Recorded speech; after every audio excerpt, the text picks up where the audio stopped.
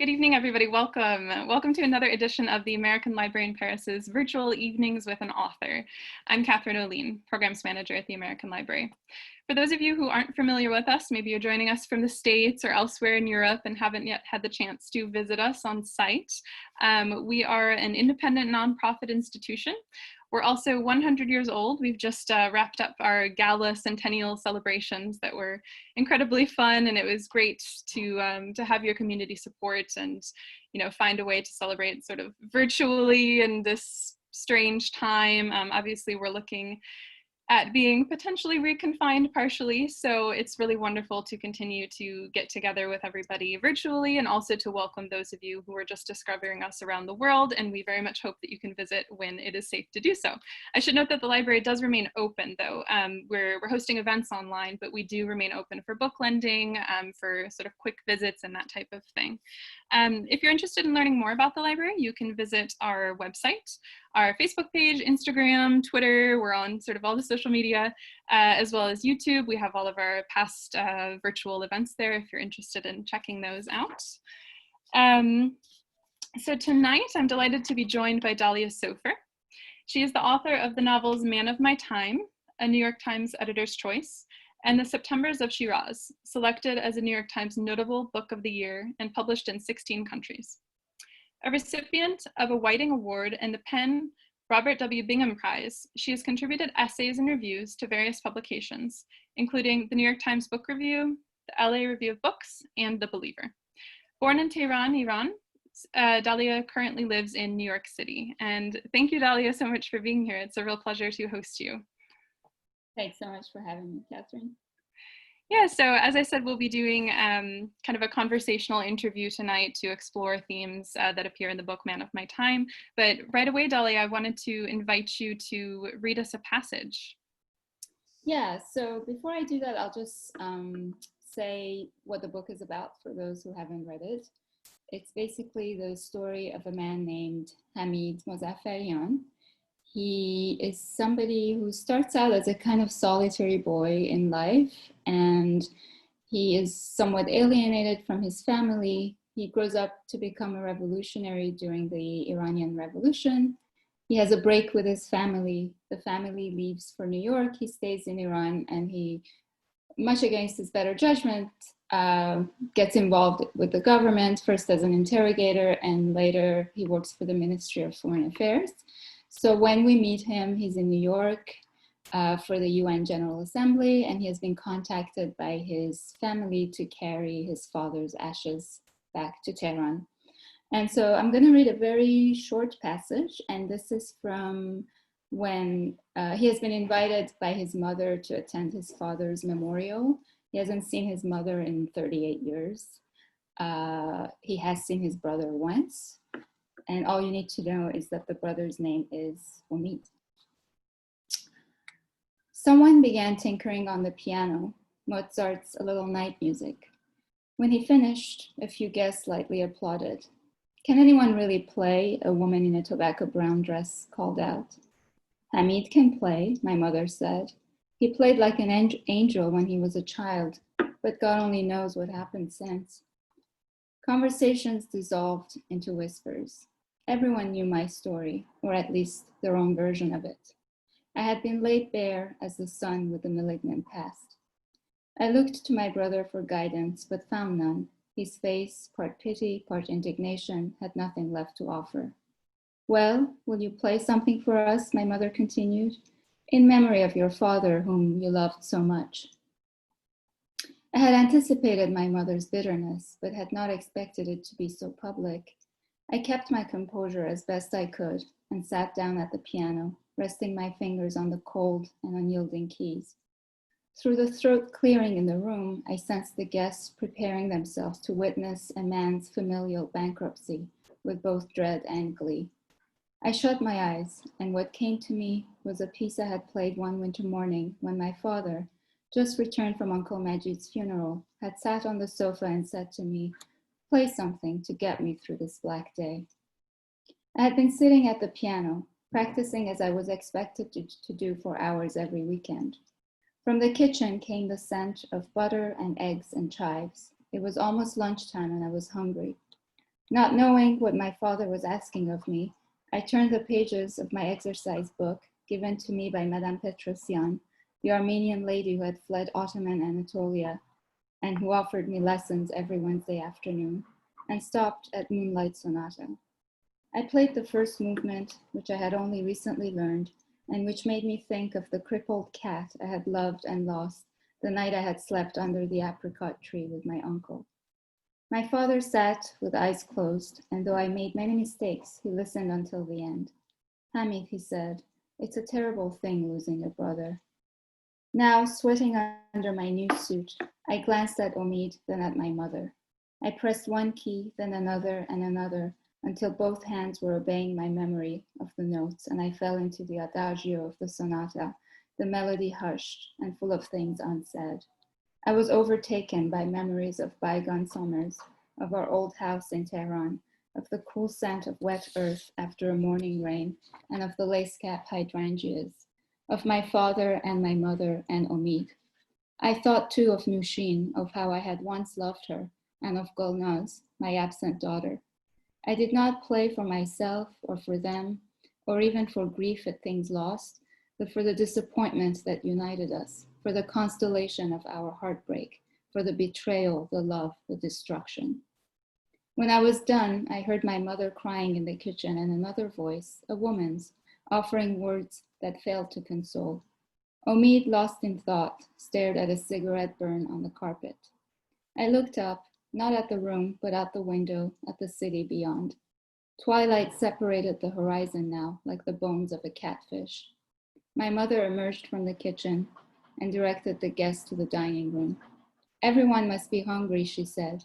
People stretched limbs and resumed talking, released at last from the talons of grief. Thank you so much.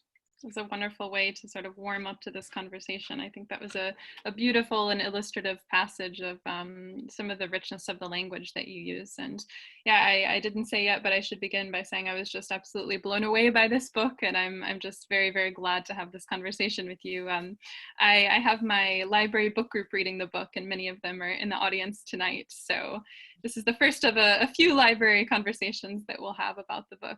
Thank you, Dalia. Thank you.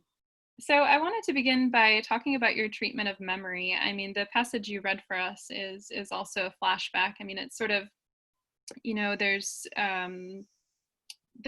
so much to say about the way that your characters, I mean, what I felt is that the protagonist Hamid is sort of falling through time. So we follow him in some sort of quiet moments of reflection back to actually sort of action-packed memories and very sort of significant happenings in his life. And I thought it was interesting that you constructed this novel in a way to play with this theme of memory. And I wondered if you could tell us about that. Well, the book is in some ways a man's exploration of his personal life, and it's also an exploration of this sort of greater collective history. But Hamid, for much of the book, is an interrogator, but in my mind, he's a self-interrogator. So really the book is in a way a kind of pilgrimage. It's his quest for self-knowledge. So a lot of those stretches of recollection are his way of reckoning with who he has become. And as he says in the book, what he has made of the world and what the world has made of him. But I also very much, in conjunction with working with history, I was very interested in anchoring the book in the present because it's an interest of mine, but also I feel like, you know, Iran is so often depicted either through a historical lens or through a very narrow perspective of current events that aren't always rendered with much nuance or in a very interesting manner. So I really wanted to explore its complexities and its conflicts with itself, and to sort of anchor it in this very vibrant, pulsating, present life of Tehran. So I was working with the two at the same time. Absolutely. And then maybe just to jump sort of to piggyback off of that. So I had a question about pacing. I mean, it's incredibly complex what you managed to do, and sort of pulling through different threads through many different decades, and you managed to keep us very engrossed and involved in several different sort of storylines and plot points throughout different points in this man's life. And I wondered if that was something that was difficult for you to write, or is this sort of the way that you write, sort of tending to think about then coming back to now very fluidly? Yeah, I think it kind of comes more organically, like, you know, as you're writing or as I'm writing, I just have a sense of where it's starting to lag and it's starting to get to historical, and I want to inject something of the present narrative. So it's really just feeling my way into it. I can't say that there is some grand strategy to it. It's just more instinct, I think. I'm glad it worked though. Because that's always tricky, you know, sort of balancing the time. Yeah, absolutely. No, I was riveted by all of the stories that you introduce, and sort of the major plots and the subplots and everything that you pull through the decades. It's just fantastic. I wanted to go back to talk about the atmosphere of the book, and I think we get a sense of this already from the passage that you read aloud for us. But I found it to be an incredibly emotionally rich, kind of heavy atmosphere. This comes across in so many different ways, but especially from the narrator's point of view, from Hamid's own perspective, we really sense that this is someone who's struggling with thinking through his life, and as you say, sort of interrogating himself. We have a lot of cynicism, sort of disillusionment, grief, potentially regret. And I felt very drawn to this because I tend to like kind of very dark novels. That's something that I really enjoy reading. But I wondered if this was a dark novel for you. So would you agree with that sort of experience? Yeah, I mean, I would say that it is a dark novel. It didn't always, no, that's not true. It didn't always feel heavy as I was writing it. It felt dark, but not necessarily heavy. But it's certainly a dark novel because so much of it is about characters who are in conflict with themselves. The father is in conflict with himself. Hamid is in conflict with himself. His brother Omid is. So everybody's, even though they're in conflict with each other, they're really in conflict with themselves and with the decisions that they've made, and certain acts of betrayal that they have committed in their lives. Essentially, the father and Hamid more than anyone else. So it's really people trying to come to terms with the decisions they've made, and also how those decisions add up to make a life, or the summation of a life. And, you know, around them, there is, of course, the sort of greater history of the country. And so that also tends to be not exclusively dark. So there are moments of light, but there are dark moments to that. But I was also very aware that I didn't want to entirely just enter the darkness. So the book to me is also, it also examines absurdity. It doesn't simply examine gravity and pain. You know, I really was also interested in the absurd nature of things. Yeah. And sometimes comical, you know, sometimes comical nature of really dark things. Absolutely. And I think one of the ways that you explore that is actually through objects. I thought that objects played such an interesting and important role in the novel, both in terms of creating this kind of heavy, charged environment, but also doing so many other things. I mean, they're receptacles of memory in some instances, sort of symbols of wealth or aspiration, or very charged with culture. And then in other instances, they're standing in for a heritage or a genealogy, or sort of a lost genealogy for some of the characters in Diaspora as well. And then, of course, we have Hamid's father, an art historian, preparing his encyclopedia, which in some ways is also a study of objects. Oh, and I can't forget, we open with this right away. So we have the lovely mint tin with the father's ashes, of course, for those of you who have already read it. But in some ways, that's an exploration of the absurd, I would think, being in this situation of transporting human remains in this tiny little tin for candies, actually. So that's a big question. What I want to ask is, you know, how did your own relationship with objects inform some of the way you constructed their role in this novel? I mean, I think of objects in many ways. first, as you mentioned, they're memory keepers. Especially when a connection with a certain person or place has been lost, so they become imbued almost with the spirit of their maker, or eventually of the person who owns them. So objects have, to me, that kind of magic to them. Certain objects, not all objects. They are also tools of connection. So in the book, for example, the episode with the train really serves that purpose when the father offers Hamid and his brother Omid the train set. It's a longing for connection. And a train, of course, in my mind, is also a symbol of connection, because a train takes you from point A to point B, and it's also, it's a vehicle. You can literally go from point A to point B, and you can also go through a train. So it's also a vessel for transition. So the father is offering this object of connection. At the same time, he doesn't let them play with it. So he's withholding it. And Hamid accidentally ruins the whole thing. He breaks the whole thing. So he severs that connection inadvertently, but he does. And from that point on begins his sort of, his literal exile, because he's exiled, he's banished that night from the house and he has to spend the night in the garden, but also his figurative exile from the family. He, in a way, sort of obtains this sort of black sheep status from that point on. Objects also can be this sort of antidote to mortality, because they outlive us. So they help to fix a story. Or when we collect objects, we can have, or we can sort of indulge this impulse to contain the world in some way. And that's very much what the father is doing with his encyclopedia. He's trying to tell the narrative of a nation through his encyclopedia, and he's trying to contain everything in it.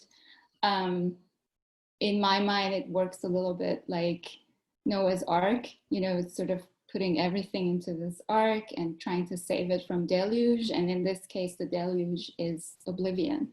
So he's trying to sort of fight against that, both for himself and for his heritage.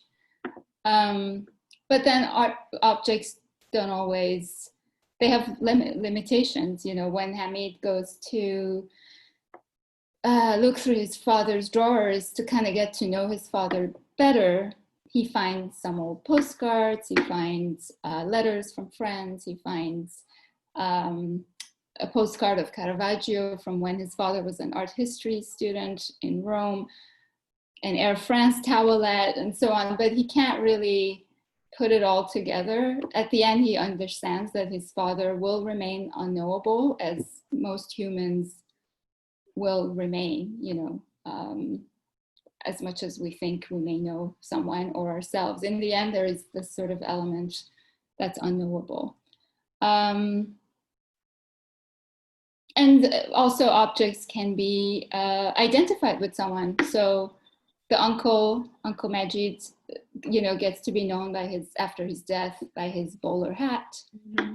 Hamid with his love for glass, because glass, you know, signifies fragility for him, and he learns to see the world through glass. So there are all these ways that objects can be extensions of us, but they have obviously limitations. Yeah, absolutely. Thank you. I love that you brought up the train, because I think that was a sort of a heart-wrenching series of pages for me to read. And it seems that that's illustrative of the ways that even when some of these characters hope to come together, inevitably, as fate would have it, some other event comes into play and prevents them from really being able to make a connection that they may have even both wanted. And I did think the novel was a really powerful reflection about the forces that can tear families apart. We have some optimism, of course. There's some ways that families do come back together, or some reconciliation that may be possible after decades, in this case, of sort of estrangement. But I wondered if those things were on your mind as you wrote, sort of different different ways that families can break and what those fractures look like in each of these individuals' lives. Yeah, I mean, of course, it's not uncommon for families to have irreparable ruptures, but I think oftentimes underneath that kind of separation, there is a bond and a love that remains. In this book, that rupture, the essential rupture, is between Hamid and his father. So when he's a boy, Hamid is irritated with his father for his emotional aloofness and rigidity, and the father is irritated with Hamid for his lack of discipline and agency. But at the same time, they are each other's keepers and they are mirrors of each other. So when both of them suffer from insomnia, so when he's a boy, he goes to the kitchen and the father is there too, and they kind of keep each other company until they both get sleepy again. And later, after the father leaves, Hamid starts to wear his father's shearling jacket. He starts to carry the father's monogrammed cigarette lighter. He starts to sit at his seat at the kitchen table. So he adopts sort of all these ways that the father was in the world. And the father on his end in New York is constantly thinking of Hamid. And there's that episode when he thinks he sees him at the Metropolitan Museum in the shape of that little sort of frightening Mesopotamian statuette.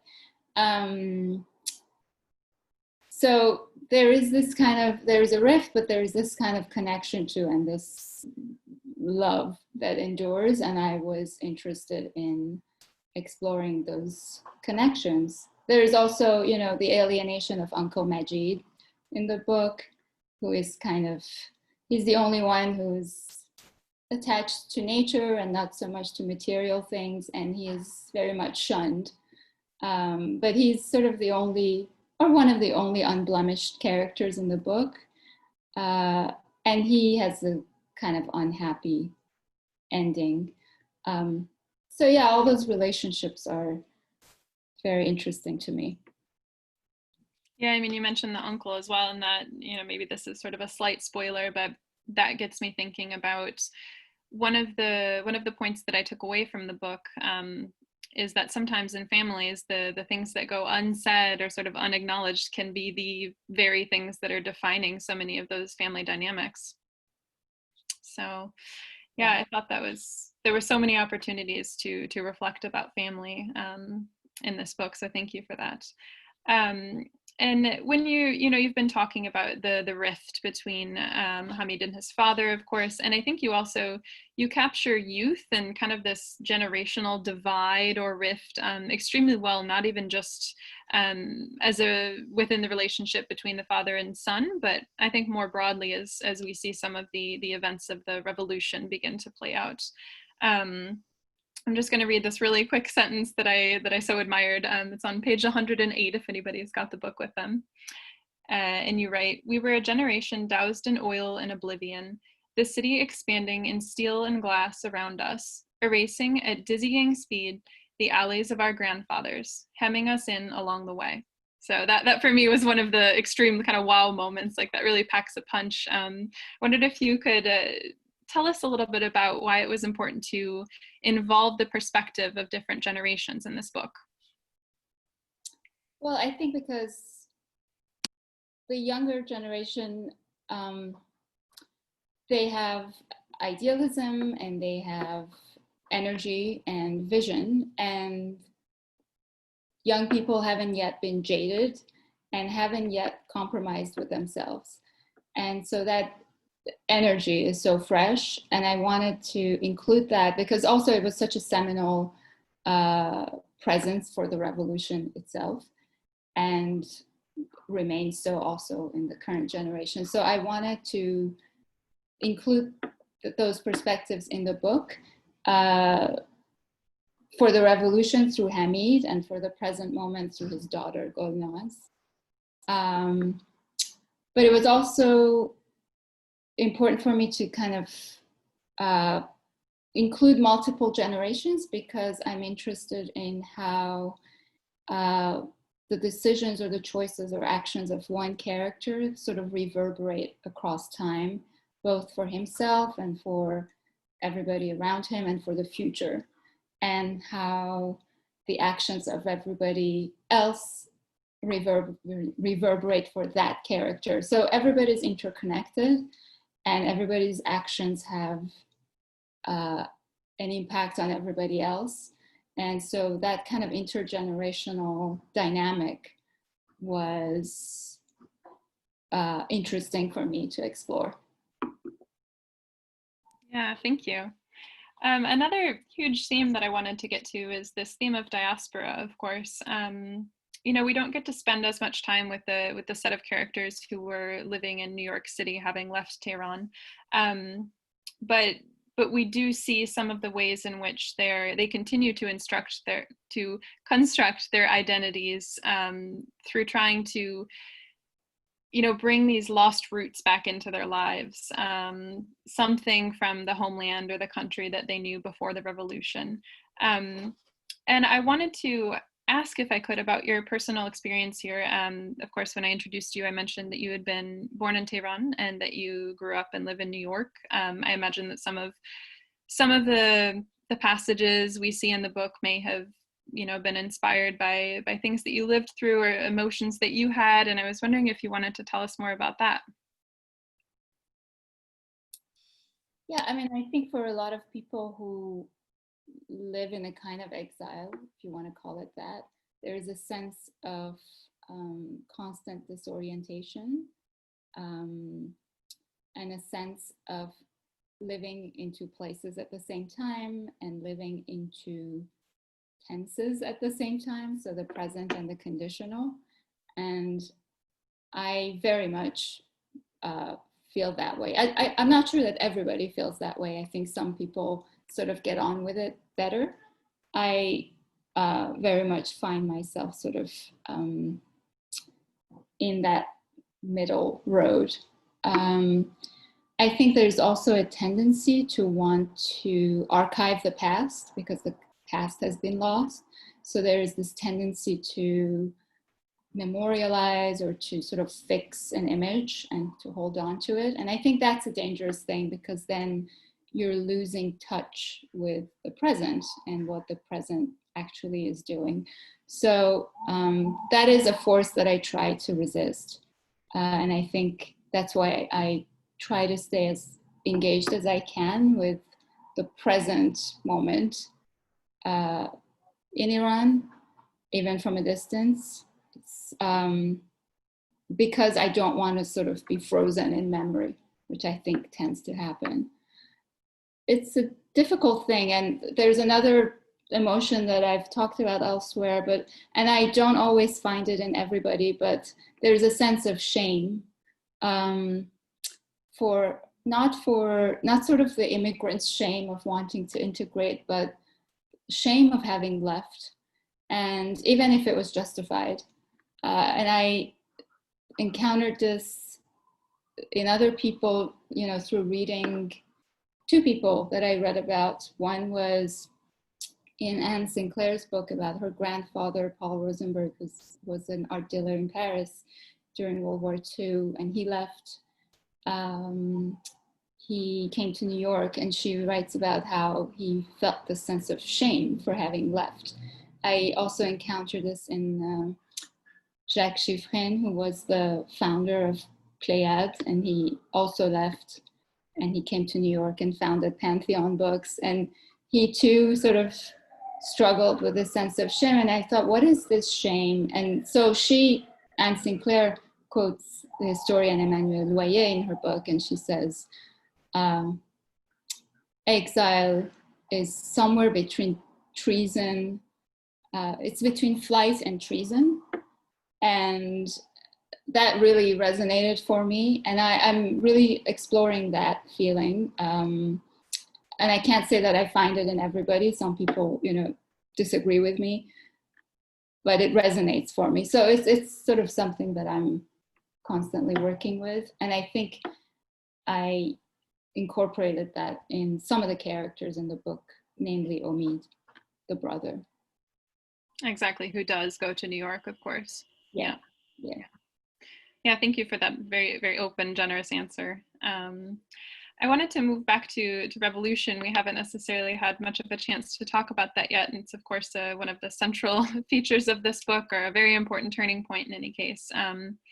And just to think about what you've just said also about perspective. I was really intrigued by the differing perspectives of grief versus hope we have on page 142 between Hamid and his father, actually. And his father, I think he wants to go out or something like this, and he's not quite sure where he can go anymore, and he says, everything has been destroyed. And we hear Hamid say, everything is in transition. So these are two completely different kind of realities that they can't reconcile, and they definitely don't have a shared sense of the events that are happening around them.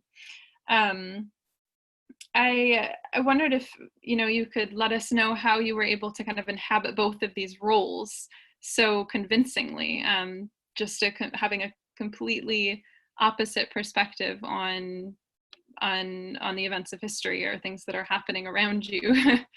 Yeah.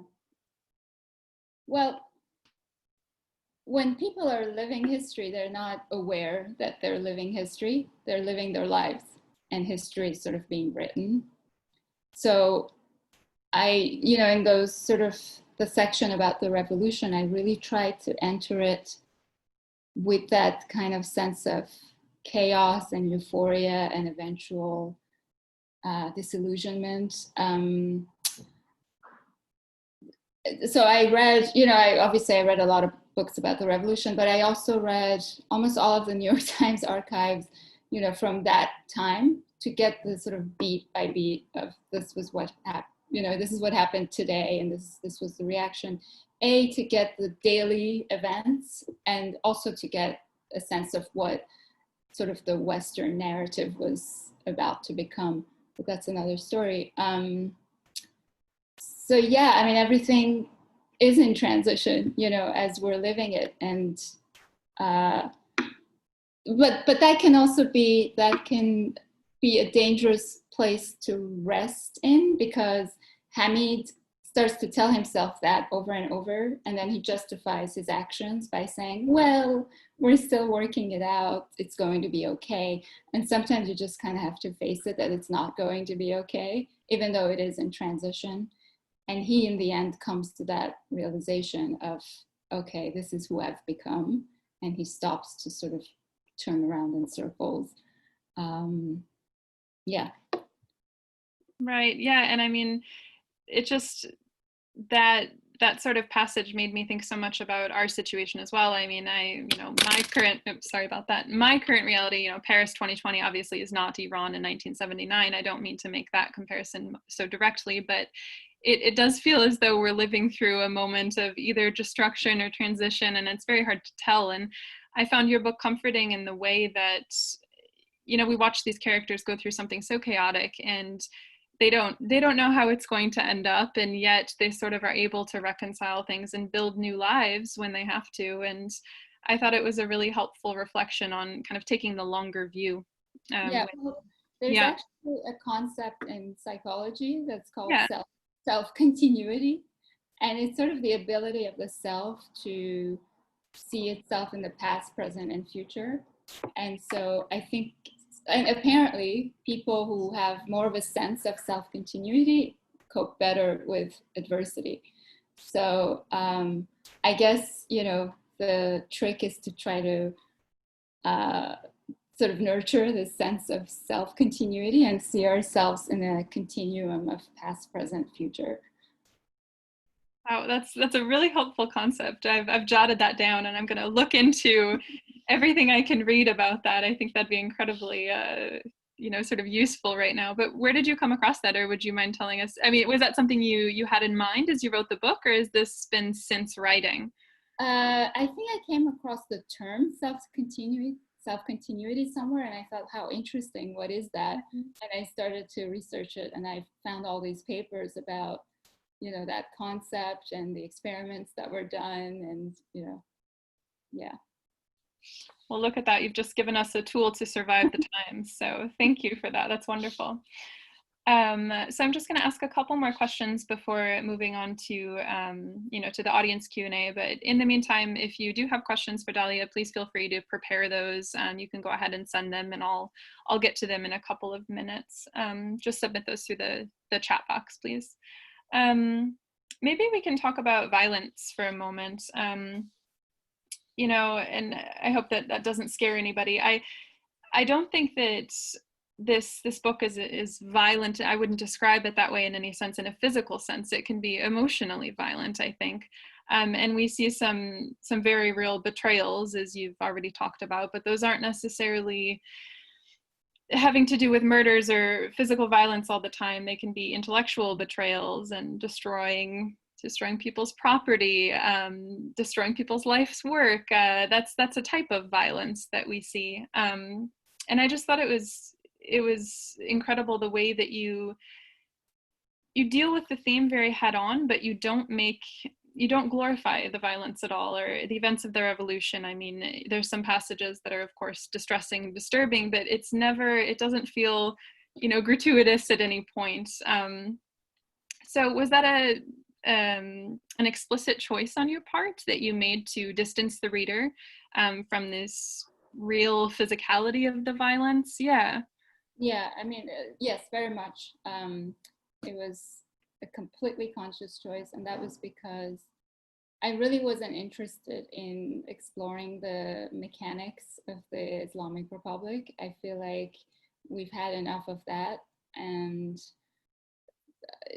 as you said, it sort of becomes gratuitous at some point. So what I really was interested in was exploring a man's psyche as he's engaging with this sort of unjust system and sort of sinking deeper and deeper into it. So I went out of my way to not have any gratuitous scenes of violence. And actually, there's almost no interrogation scene. There is a non-interrogation scene where he says, I could tell you if I wanted to, I would write about this or that. And so we get a glimpse of what he did, but we don't really. And then there are a couple of others that aren't so much about horror, but again, about absurdity. He's bored. He feels, as he's questioning somebody, he feels like a customs officer. So yes, I really wanted, because I felt like, I can imbue the atmosphere with violence without having any actual scenes of violence. Right, thank you. Another question that I had was about loneliness. I think in the book Hamid is alone for much of the book, not all of it, especially not in his flashbacks, of course, but in those sort of quiet moments of reflection. We get some really beautiful ruminations on that theme. For instance, one on page 219 that I was struck by was, it's one of the paradoxes of this life that to fully grasp the extent of your aloneness, you must not be entirely alone. I think you can read this so many ways. I really enjoyed that quote and kind of the open-endedness of it. So what were you thinking? And was loneliness one of the themes here for you? Yeah, loneliness is very much loneliness and connection and belonging. But to that sentence, I mean, it's in my mind, it's true. In order to know that you're lonely, you have to not be alone. You have to have another human being there to kind of reflect that for you. Because if you're just alone, then you don't know that there is another way to be. So you'll never find out that you're alone. So yeah, that's what I was playing with. All right, great, thank you. I think we'll move to audience questions now then. I see I've already got one that's come in, but please don't be shy. There are no bad questions, of course. So I'll go ahead and read one from Clydette then. She says, thank you for this deeply emotional and rich book that must have been an intense journey to write. I'm wondering if and how you personally changed in the process of writing this book. That's a good question. it's always hard to say that you've changed as a result of writing something, but maybe I felt liberated in some way because I adopted a point of view that wasn't necessarily strictly mine. So this character's, at least biography, sort of doesn't reflect my own in any way, in any obvious way. So I think in that way, it felt somewhat liberating, and also to revisit some of the notions I had of the revolution and to reconsider all of that did change me, and that it changed my perspective. So it's subtle changes, but yeah, I think every act of writing does change you in some way. Right, and then I might just follow up with that question by asking if, talking about it and giving interviews and that type of thing has also transformed the way that you're thinking about it or thinking about your own life. Well, it's interesting with this book because it came out during the pandemic, so I've done sort of a limited number, and I'm not meeting people in person, and that's a very different experience. So yeah, I don't know that it's changed me in that way. Because, still to be seen, perhaps. Yeah. That's fair enough. We've got a couple comments too. I'll go ahead and read it. So Carolyn is writing, thank you, and so wonderful being able to listen in on this Zoom event. So very proud of Dalia and looking forward to many more of your books. So some lovely feedback for you. The next question is from Stephanie. So she's saying, thank you for this interesting talk about your new book. After your reading, maybe it was my question when I asked about memory, you talked of a greater collective history. Do you think there also exists a greater cultural memory concerning Iranian history, or does there exist different cultural memories next to each other? Is every aspect of this greater collective history memorized or maybe memorialized? Yeah, so maybe speaking to, your book and its place in memorializing Iranian history. I mean, I certainly don't try to memorialize anything. That's one of the things that I try to stay away from. Because I view memory and memorializing as two different things. Mm-hmm. I think there are many collective histories and there are many cultural histories. And so I include some of it from my perspective in it, but certainly there's no, in my mind, definitive, history of any kind. Right. So the next question is from Jessica, who says, I loved reading the narrative that allows the reader to reflect on the difference between citizen and country. Could you talk about that? The difference between citizen and country? Yep. Well, it comes to the question of belonging, and responsibility. So, and how do those things sort of reflect each other? During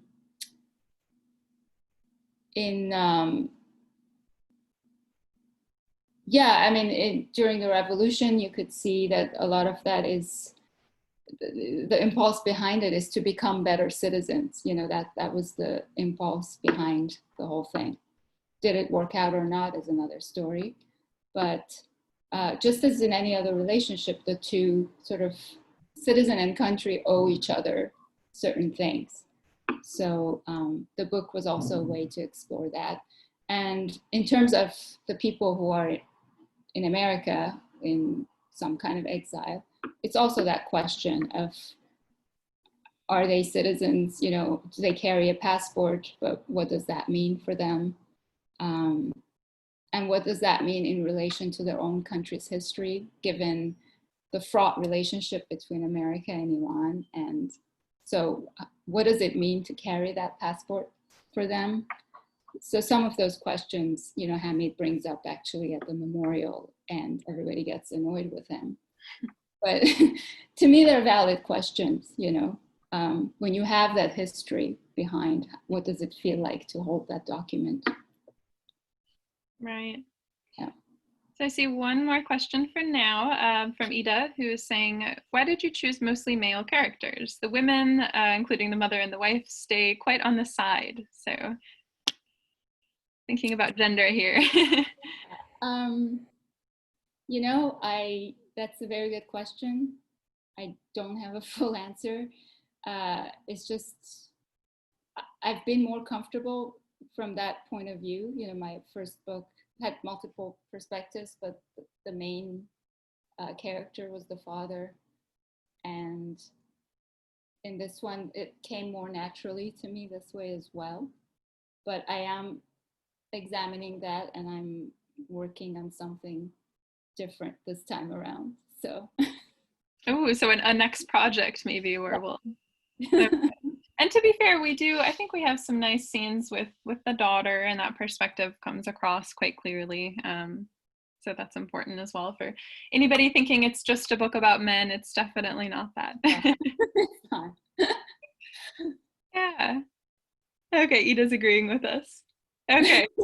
I think then we'll start to conclude here. Thank you so much, Dalia, for this conversation. It's really been a pleasure to have you, even if not in person, at the American Library, you know, in Paris, online here with us. I hope you can visit us in person, perhaps when the next novel comes out. If I heard a hint that may very well be underway, that's fantastic. I hope so. Thank you so much for having me. Yeah, and thank you to all of you also in the audience. I see people clapping. That's always so lovely. Everybody's clapping for you. You just have to imagine a room full of us doing that. Well, I just switched to gallery view so I can see everybody. There we go. Yeah, that's sort of a nice thing. Maybe we should start a tradition of that in the end, of switching from speaker to gallery. I wanted to wrap up also by just pointing out a couple of upcoming programs that we have. So next Tuesday, for instance, on, I believe it's the 20th of October at the same time, same place, virtual, we'll be hosting William Drozdiak, who's written a book called The Last President of Europe. It's an account of Emmanuel Macron. It's sort of an insider's account. He's got some really interesting analysis of Macron's perspective, not just kind of within France, which is what those of us who live here sort of get inundated by, his, you know, national policy, but it really places Macron on the world stage and interrogates his policy. It's fantastic. And doing that interview will be Elaine Sciolino. So she's written a book, you know, you can't see that, there we go, called The Seine, the River That Made Paris. That's also fantastic. We hosted her for a solo event back in, you know, this summer. So some of you may very well know her work as well. And we've also got a writing workshop on Thursday, the 22nd. That is for library members only. And if you're interested in becoming a member, you can visit our homepage to learn more about how to do that. The writing workshop is going to be hosted, I've got so many props tonight, this is great, by Susan Tiebergein. So she's written this book called Writing Towards Wholeness.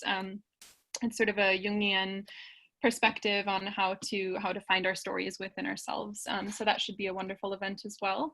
And I should wrap up by saying finally that we are a nonprofit and we do welcome donations.